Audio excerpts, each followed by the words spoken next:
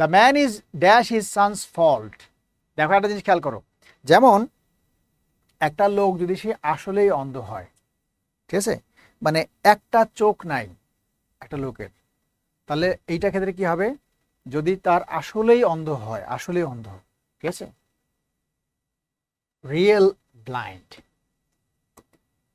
মানে চোখে দেখে না, রিয়েল ব্লাইন্ড সমান সমান অফ, ঠিক আছে। আরেকটা হচ্ছে যে দেখেও না দেখে, মানে দেখেও দেখে না, এরকম যদি হয়, ঠিক আছে, এটা হচ্ছে আনরিয়েল বা নন রিয়েল ব্লাইন্ড। দেখেও না দেখে তাহলে হচ্ছে ব্লাইন্ড টু।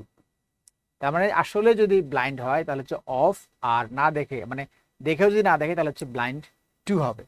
এইখানে একটা জিনিস চিন্তা করতে হবে যে ইনি কি আসলেই ব্লাইন্ড নাকি মানে দেখেও না দেখার মতো অবস্থা থাকে, এইটা চিন্তা করলে হয়ে যাবে। এখানে দেখো সানস ফল, তার ছেলের যে দোষ, ছেলের যে ত্রুটি, এটাও কি করে সে, মানে এটা এটা চোখ এটা দেখে না, ঠিক আছে, এইটার ব্যাপারে অন্ধ, ছেলের ত্রুটি দেখার ব্যাপারে অন্ধ, বাকি সবকিছু সে দেখে কিন্তু ছেলের ত্রুটি দেখে না, এটা তো মানে কি দেখেও না দেখার মতো, এটা অরিজিনাল ব্লাইন্ড না, এটা হচ্ছে আনরিয়েল ব্লাইন্ড। হ্যাঁ, তাহলে যদি অরিজিনাল ব্লাইন্ড হয় তাহলে কি হবে, অফ হবে, আর এরকম যদি দেখেও না দেখার মতো করে থাকে তাহলে কি হবে, টু হবে, ঠিক আছে।